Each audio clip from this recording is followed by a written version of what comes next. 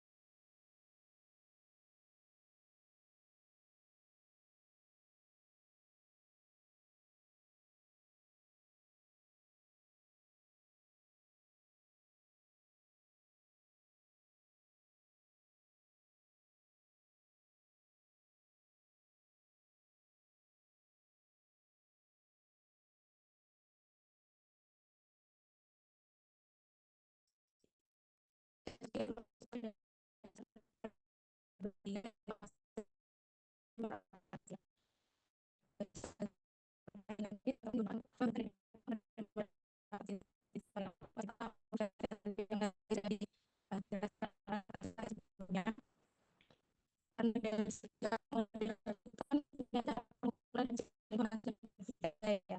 Jadi kualitas informasinya juga berbeda. Lalu banyak model untuk melihat model mana yang sekiranya relevan dan informasi yang paling oke. Evaluasinya aja. Pertama, relevansi. Informasi yang didasarkan benar-benar dalam pengambilan keputusan dalam menggunakan kondisi ekonomi saat ini. Jadi bagi bisa menentukan kondisi ini dan membantu menjelaskan apa informasinya itu yang sangat relevan. Lalu ada satu variabel yaitu apa informasi dapat dipercaya dan dibuktikan kebenarannya. Contohnya apa misalnya biasanya dianggap variabel berdasarkan fakta, sedangkan variabel lebih subjektif karena menggunakan asal. Kemudian prediktif value kemampuan prediktif. Nah, informasi ini dinilai baik kalau dia bisa membantu harus atau kondisi perusahaan ke depannya. Nah, itu berbasis rilis yang lebih prediktif dibandingkan cost. Mohon Kemudian maaf, objektif Mbak tidak Eva, suaranya putus-putus. prediktif. Informasi yang baik itu harus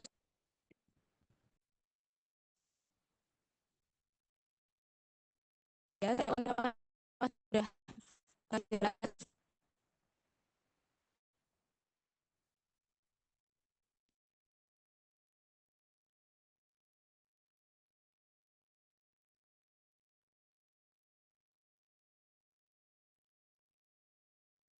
Kita izin melanjutkan ya.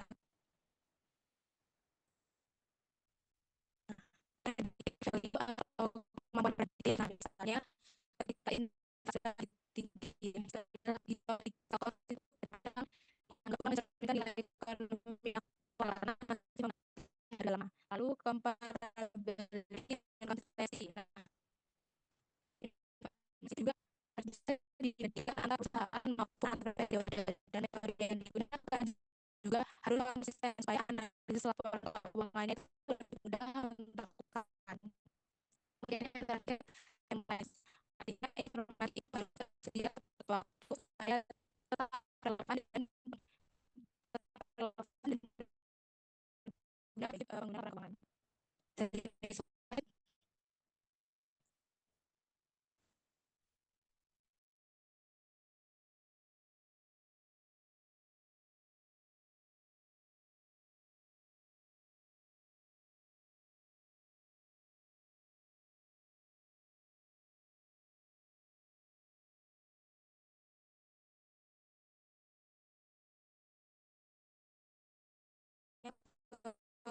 ekonomi. Nah, model akuntansi ini juga berdampak ke berbagai pihak teman-teman. Yang pertama bagi investor, nah, perbedaan model akuntansi itu dapat mempengaruhi keputusan investasi dan bahkan harga saham perusahaan. Misalnya pada fair value, nah perubahan nilai pasar itu dapat langsung mempengaruhi laba sehingga investor menjadi lebih sensitif terhadap kondisi pasar. Kemudian bagi kreditur, model akuntansi ini berpengaruh ke penilaian resiko dan keputusan pemberian pinjaman. Jadi jika laba dan aset terlihat lebih stabil, perusahaan itu biasanya dianggap memiliki risiko yang lebih rendah. Kemudian bagi manajemen, model akuntansi ini juga mempengaruhi bonus dan evaluasi kinerja karena banyak penilaian performanya itu didasarkan pada laba perusahaan diperoleh. Kemudian bagi pemerintah sendiri, perubahan laba akibat metode akuntansi itu dapat mempengaruhi besarnya pajak yang dibayarkan perusahaan. Bahkan secara lebih luas, pasar modal juga dapat terdampak karena model tertentu seperti fair value itu dapat meningkatkan volatilitas pasar. Selanjutnya, selain dari dampak ekonomi, model akuntansi ini juga perlu dievaluasi menggunakan konsep cost versus benefit, yaitu apakah manfaat informasi yang dihasilkan itu sebanding dengan biaya dan kompleksitas untuk menghasilkan informasi tersebut melalui model-model tertentu. Yang pertama dari historical cost. Si historical cost ini dia memiliki benefit berupa biaya yang murah, sederhana, dan mudah diverifikasi. Tapi informasi yang dihasilkan itu sering kurang relevan ketika terjadi perubahan harga atau ketika terjadi inflasi. Kemudian fair value, dia menghasilkan informasi yang lebih relevan dan mencerminkan kondisi pasar saat ini, tetapi dia lebih membutuhkan apresial, estimasi, dan proses audit yang lebih kompleks sehingga implementasinya itu lebih tinggi.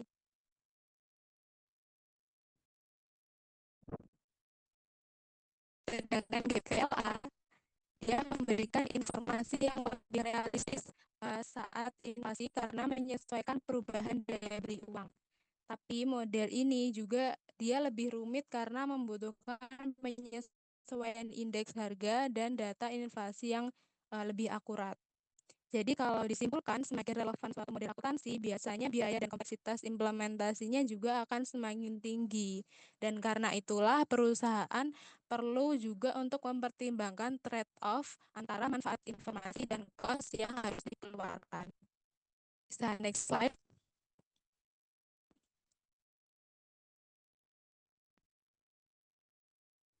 Baik, selanjutnya kita akan membahas mengenai ilustrasi kasus atau penerapan simpelnya atau sederhananya dari beberapa model akuntansi yang sudah dijelaskan oleh rekan saya sebelumnya. Nah, kita masuk ke yang pertama, ini ada historical cost model, di mana di sini perusahaan ini membeli peralatan pada tahun 2020 itu seharga 200 juta. Nah, kemudian pada tahun 2025 ternyata harga peralatan baru yang sama itu naik menjadi 300 juta. Nah, kalau dalam kasus seperti ini, maka perusahaan itu akan tetap mencatat peralatan tersebut sebesar 200 juta, yaitu sesuai harga saat pembelian pertama. Jadi laporan keuangan di sini tidak mengikuti kenaikan harga pasarnya sekarang. Nah, untuk kelebihannya memang di model ini pencatatannya tuh lebih mudah dan juga objektif karena berdasarkan bukti transaksi yang sebenarnya gitu ya. Next slide. Nah, selanjutnya yaitu current cost model atau model biaya kini. Kalau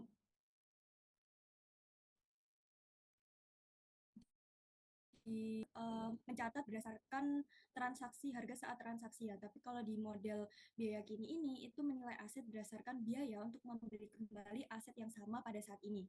Nah, contoh di slide ini perusahaan membeli mesin pada tahun 2018 itu seharga 250 juta. Nah, tapi pada tahun 2024 ternyata harga mesin baru yang sama itu sudah naik menjadi 400 juta. Nah, kalau di model biaya kini perusahaan itu akan menilai mesin tersebut bisa berdasarkan harga sekarang yaitu di 400 jutanya. Nah, jadi di model ini memang membuat nilai aset itu menjadi lebih realistis karena mengikuti kondisi pasar yang sekarang. Tapi dampaknya itu biaya penyusutan itu biasanya menjadi lebih besar sehingga laba perusahaan juga bisa terlihat lebih kecil dibandingkan model historical cost. Next slide.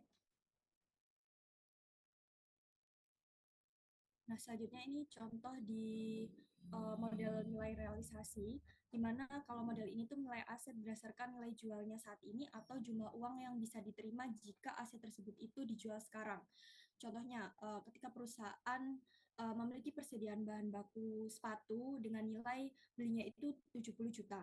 Nah, tetapi pada tahun 2023 model sepatu tersebut itu sudah kurang diminati pasar sehingga jika dijual sekarang nilainya itu hanya di angka 40 juta. Nah, dalam hal ini laporan keuangan perusahaan itu akan mencatat nilai persediaannya itu tadi sebesar 40 juta sesuai dengan kondisi pasar. Jadi perusahaan harus mengakui kerugiannya sebesar 30 juta.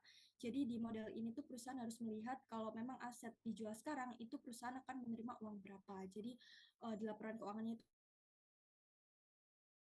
itu akan lebih menyesuaikan dengan kondisi pasar. Next slide.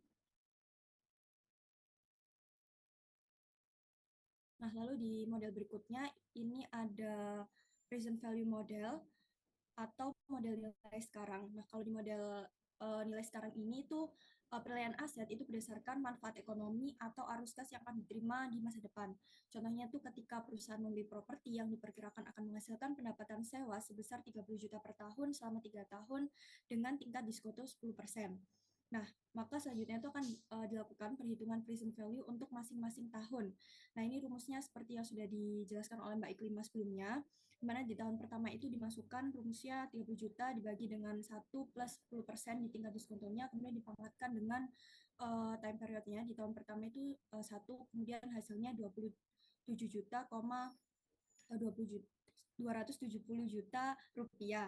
Nah, begitu juga dengan tahun berikutnya sehingga untuk total present value-nya ini sekitar 74 juta 600 ribu rupiah. Nah, kenapa nilainya di sini lebih kecil daripada 90 juta? Karena kalau 30 juta dikalikan 3 tahun itu kan 90 juta. Nah, karena di sini nilai uang yang diterima di masa depan itu nilainya tidak akan sama dengan uang saat ini. Jadi semakin lama uang diterima, maka nilai sekarang itu akan semakin kecil. Jadi di modal present value ini aset akan dinilai berdasarkan kemampuan menghasilkan manfaat ekonomi di masa depan, bukan berdasarkan harga beli atau harga jualnya saja. Next slide.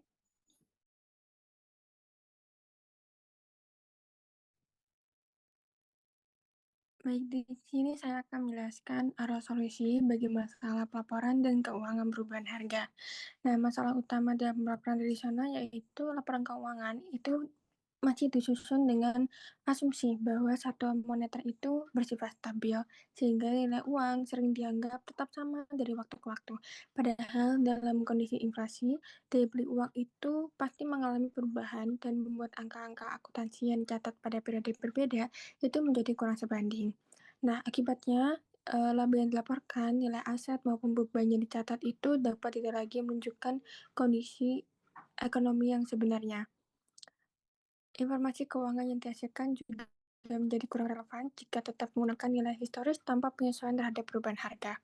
Karena itu, dalam akuntansi inflasi itu juga diperlukan penyesuaian laporan keuangan supaya informasi yang disajikan itu tetap mencerminkan perubahan daya beli uang atau perubahan biaya kini. Dengan penyesuaian tersebut, laporan keuangan itu diharapkan menjadi lebih wajar, lebih relevan, dan lebih menggambarkan keadaan ekonomi perusahaan secara nyata. Next slide.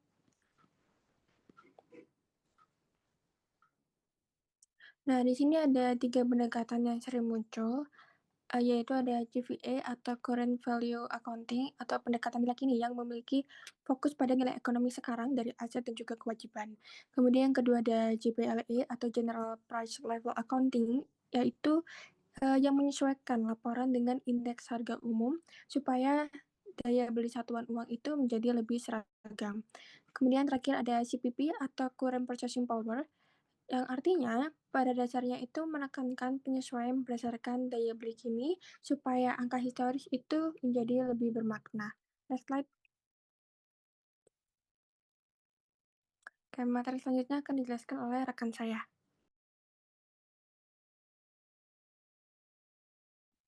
Baik, untuk materi ini yakni kelebihan dan kekurangan semua model-model. Nah, model pertama yakni biaya historis, di mana biaya historis adalah nilai perolehan awal aset. Nah, untuk kelebihannya dari model ini adalah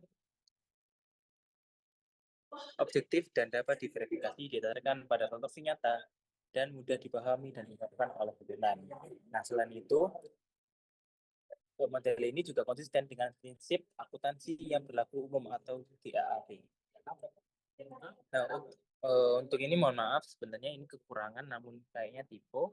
Kekurangan dari model ini adalah tidak mencerminkan nilai ekonomis aset saat ini ketika harga berubah. Lalu apa yang dilaporkan itu mengandung holding gains yang belum terrealisasi. Lalu perbandingan antar periode menjadi tidak bermakna saat inflasi tinggi. Nah, biaya historis adalah model paling konservatif dan mudah diterapkan.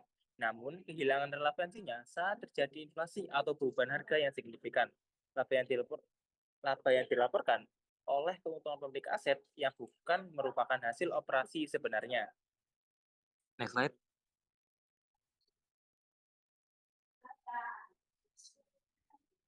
Lalu untuk model selanjutnya yakni nilai saat ini atau nilai pergantian. Nah, kelebihannya adalah model ini memisahkan operating income dari holding gains atau loss.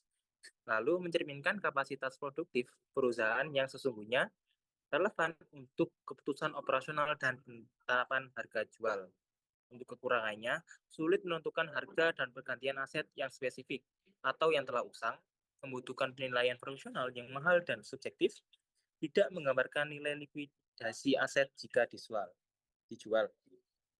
Model ini dianggap superior dalam memisahkan laba operasi murni dari keuntungan perubahan harga. Model ini mendukung konsep capital maintenance secara fisik, yakni memastikan perusahaan itu mampu mempertahankan kapasitas produksinya. Namun kelemahannya itu ada pada kesulitan penerapannya secara praktis, terutama untuk aset yang tidak memiliki pasar secara aktif. Next slide.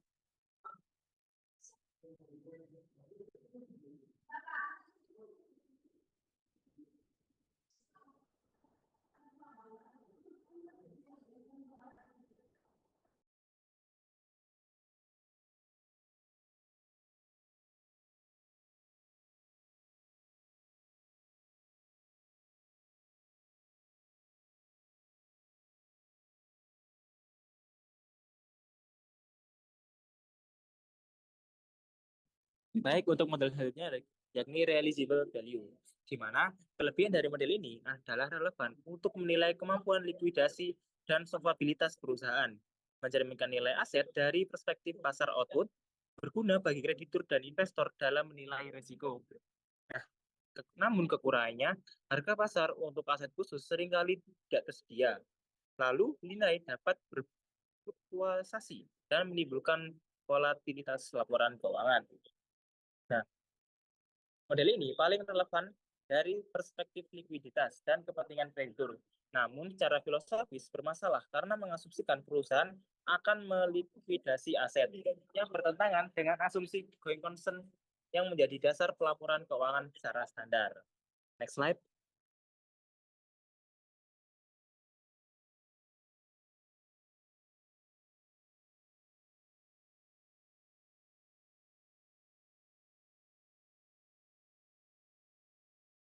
Baik, yang terakhir adalah present value, di mana kelebihan dari model ini adalah paling relevan secara ekonomi karena mencerminkan nilai intrinsik aset, konsisten dengan teori keuangan dan penilaian investasi, dan mengakui nilai waktu uang atau time value of money. Namun kekurangannya sangat bergantung pada estimasi arus kas dan tingkat diskonto yang subjektif, sulit diterapkan untuk aset tidak langsung dalam menghasilkan kas. Nah, present value adalah model yang paling sejalan dengan teori ekonomi dan keuangan modern, di mana ia mengakui nilai waktu uang dan fokus pada manfaat ekonomi di masa depan. Namun, ia itu paling rentan terhadap subjektivitas. Dua akuntan bisa menghasilkan angka yang sangat berbeda dari aset yang sama, hanya dengan mengubah asumsi tingkat diskonto atau proyeksi arus kas. Next slide.